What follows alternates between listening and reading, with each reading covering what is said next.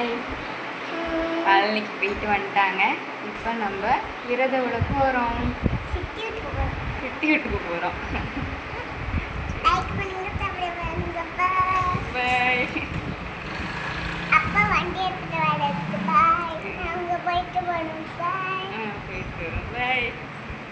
தங்கச்சி வீட்டுக்கு ஒரு 12:30 கிளம்பணும். 12:45 வந்துட்டோம். வீட்டுக்கு போயிட்டு அவங்கள பார்த்துட்டு அங்கேயே கொஞ்சம் நேரம் உட்காந்து தண்ணியெலாம் குடிச்சிட்டு, செம்ம வெயிலுங்க, அதனால் தண்ணியெலாம் குடிச்சிட்டு அவங்களையும் கூப்பிட்டுட்டு ஒரு கோயிலுக்கு வரத்துக்கு 1:30 ஆயிடுச்சு.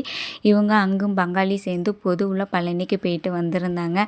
இப்போயே பந்தியில் உட்காந்துட்டாங்க. விரதம் விடுறது 2 மணிக்கா ஸ்டார்ட் பண்ணினாங்க. தங்கச்சி பையன் பார்த்திங்க அப்படின்னா அரை தூக்கத்திலே எழுப்பி கூட்டிகிட்டு வந்தாச்சு. அவனுக்கு தூக்கம் ஒன்றும் பண்ண முடியல. 2 நாளாக சரியானபடி தூக்கம் இல்லை. அதனால் அரை தூக்கத்திலே விரதம் விடணுமோ சொல்லி கூட்டிகிட்டு வந்துட்டாங்க. அவன் கண்ணை கசக்க காலை கசக்கன்னு போட்டு நச்சரிச்சிட்டே இருந்தான். அதுக்கப்புறம் ஒரு 2 மணிக்கா சாமிக்கு பூஜை பண்ண ஸ்டார்ட் பண்ணிட்டாங்க. ஒவ்வொரு கோயிலையும் தேங்காய் வாழைப்பழம் உடைச்சிட்டு தீபாரதனை காட்டிட்டு திருநீர்லாம் கொடுக்க ஆரம்பிச்சிட்டாங்க.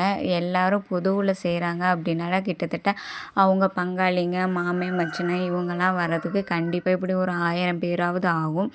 அதனால் கிட்டத்தட்ட ஒரு 1000 பேத்துக்கு சாப்பாடு விரத சாப்பாடு ரெடி பண்ணியிருந்தாங்க. அதையும் கோயிலையே வச்சு படைச்சிட்டு சாமி கும்பிட ஸ்டார்ட் பண்ணிட்டோம். கிட்டத்தட்ட இந்த பூஜையெல்லாம் முடிக்கிறதுக்கு 2 மணி ஆகிடுச்சு.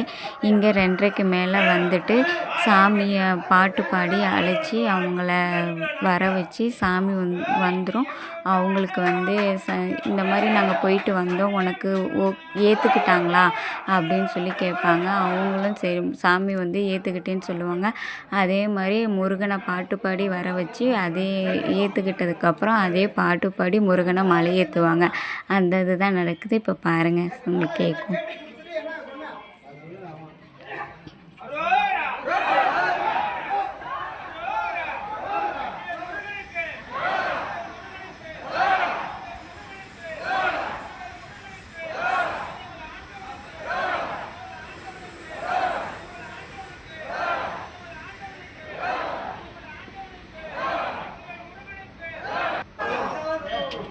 இப்போ இது சாமியை மலை ஏற்றுறாங்க.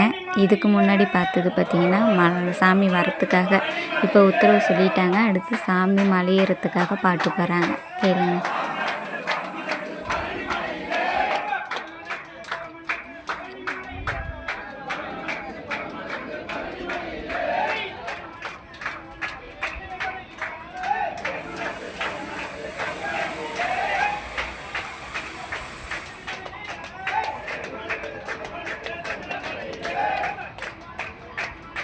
உள்ளே போக முடியல, செம்ம கூட்டம், அதனால் வெளியவே இருந்தோம்.